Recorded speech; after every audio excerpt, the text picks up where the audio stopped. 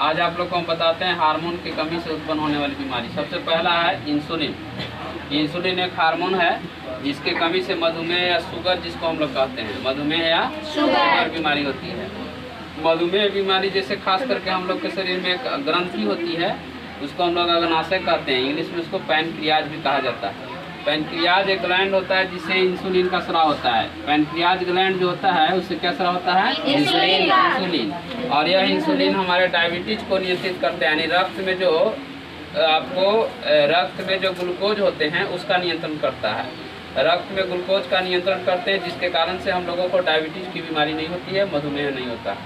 इस हार्मोन की यदि कमी हो जाती है तब हम लोगों को मधुमेह की बीमारी होती है। मधुमेह का पहला लक्षण होता है व्यक्ति का भार का घटना, और इसके साथ साथ उसके शरीर में रोग निरोधी क्षमता का कम हो जाना, जैसे जिसको हम लोग कहते हैं WBC का कमजोर पड़ जाना। हमारे शरीर में जो WBC होते हैं वाइट ब्लड सेल, वह घट जाता है, जिसके कारण हमारे शरीर में कोई भी बीमारी होती है तो रोग प्रतिरोधक क्षमता, रोग से लड़ने की क्षमता कम हो जाती है। और उस हालत में अगर थोड़ा सा खरोच भी आ जाता है शरीर के कोई पार्ट्स में तो घाव बहुत बड़ा हो जाता है। तो उसमें होता क्या है कि इंसुलिन ही हमारे शरीर में जो ग्लूकोज है उसको नियंत्रित ही नहीं कर पाता है, जिसके कारण ग्लूकोज की मात्रा बढ़ जाती है और रक्त में ग्लूकोज बढ़ने के कारण घाव या कोई रोग से प्रभाव विहीन हो जाता है। तो इसका नियंत्रण करता है इंसुलिन। यह एक हार्मोन है और इसे इंसुलिन को हार्मोन भी कहा जाता है, इंसुलिन को एंजाइम भी कहा जाता है। इंसुलिन जिस ग्रंथि से स्राव होता है उस ग्रंथि को अंतःस्रावी ग्लैंड भी कहा जाता है, और जिस ग्रंथि से यह एंजाइम स्राव करता है उसे बाह्यस्रावी ग्रंथि भी कहते हैं। एंजाइम और हार्मोन दोनों के रूप में इंसुलिन में होता है। एंजाइम के रूप में होता है जैसे किसी चीज़ का पाचन करना हो तो उसके लिए यह अल्फा सेल, बीटा सेल, इसको हम लोग सेल कहते हैं, इसको सेल कहते हैं, अल्फा सेल, बीटा सेल, और इसके बाद गामा सेल। आप लोग जानते होंगे अल्फा, बीटा, गामा और एगो डेल्टा होता है।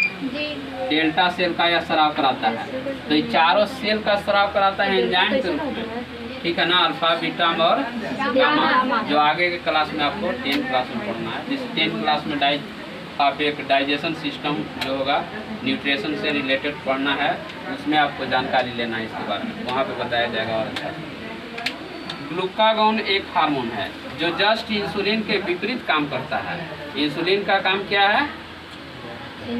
इंसुलिन का काम है रक्त में ग्लूकोज को घटाना, लेकिन जस्ट उसके विपरीत काम कर रहा है।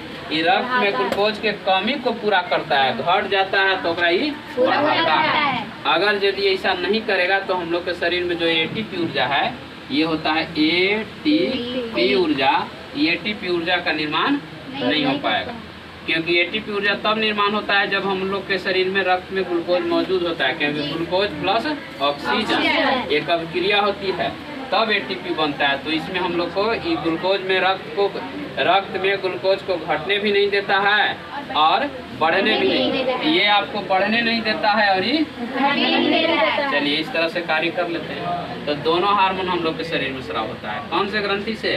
अग्नाशय से। कौन से ग्रंथि से? चलिए फिर अगला है थायरॉक्सिन। थायरॉक्सिन जो है ये थायराइड ग्लैंड स्राव करता है। थायराइड ग्लैंड गला में होता है, यहाँ हम लोग के 3 गलैंड होते हैं, थायराइड ग्लैंड, पैराथायराइड और थाइमस, लेकिन ये थायरॉक्सिन स्राव करता है, जिसके कारण बीमारी होती है नाटापन। नाटापन माने कद छोटा, बौना, है ना, कद छोटा यानी बौना। इसमें अगला बीमारी जो होता है वो मिक्सेड इस्मा भी कहा जाता है इसको। यह जो बीमारी है आपको मिक्सेड इस्मा में क्या होता है कि शरीर के जो अंग हैं, बाह्य अंग, जिसको हम लोग कहते हैं थायराइड बीमारी, क्या कहते हैं? थायराइड बीमारी। थायराइड में क्या होता है ना, शरीर के सभी भाग में सूजन आ जाता है, फूल जाता है, और फूलने के कारण हम लोगों को यह बीमारी हो जाती है, इसको हम लोग थायराइड बीमारी भी कहते हैं। अगला है वार्सोप्रेसिन हार्मोन।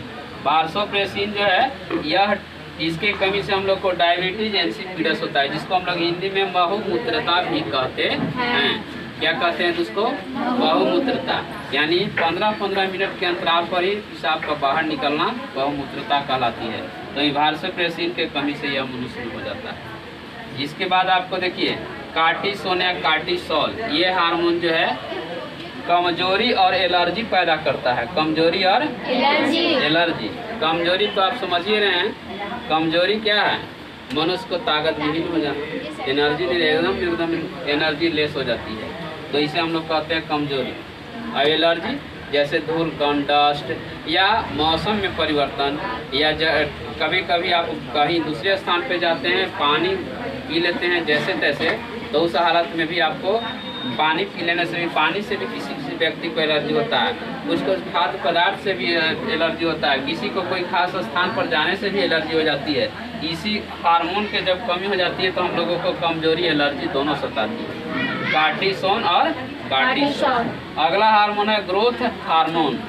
ग्रोथ हार्मोन हमारे शरीर के वृद्धि विकास को नियंत्रित करता है। जैसे ग्रोथ हार्मोन की कमी से कोई आकार में छोटा रह जाता है, कोई बच्चा देखो में एकदम छोटा रहता है, हाइट उसका बहुत ही नाटाकर का, तो वह ग्रोथ हार्मोन की कमी से हो जाता है। लेकिन कोई व्यक्ति में यही ग्रोथ हार्मोन डेवलप कर जाता है तो उसको बीमारी हो जाती है विद्रुपता, जिसको हम लोग, उसका कभी कभी आकार हो जाता है बौना और कभी कभी दानवी आकार हो जाता है, मैंने आकार बहुत हो सकता है ज़्यादा लंबा। कोई मनुष्य को देखो नाक, जैसे हमारे यहाँ भारत में वो खल्ली है, ग्रेट खल्ली जी, वो मानव नहीं महामानव कहा जाता है, क्योंकि मानव की जैसा उनका आकार विकसित नहीं है, उनका नाक शरीर बहुत लंबा चौड़ा है, इसलिए उनको दानवी आकार में रखा गया है। क्योंकि सामान्य मनुष्य का आकार जो होता है ना वो 5.5 फीट होता है, लेकिन 5.5 से आकार उनका बहुत ज़्यादा है, इसकी वजह से वो दानवी आकार में आएंगे। तो ये हार्मोन उनमें क्या हो गया है? कमी हो गई कि वृद्धि? कमी है कि वृद्धि हो गई है? वृद्धि हो गई है उनमें। जिसका दानवी आकार होता है ना, लंबाई बढ़ जाता है तो वृद्धि कर जाता है, और जिसमें कमी हो जाती है विद्रुपता, नाटापन। ग्रोथ हार्मोन के कमी से आदमी का कद छोटा और बढ़ जाने से क्या हो जाता है? आदमी का कद लंबा। तो देखिए लिखे है दानवी लंबाई, यानी लंबाई बढ़ जाता है दानव की तरह, मानव की तरह नहीं। चलो कट कर दो।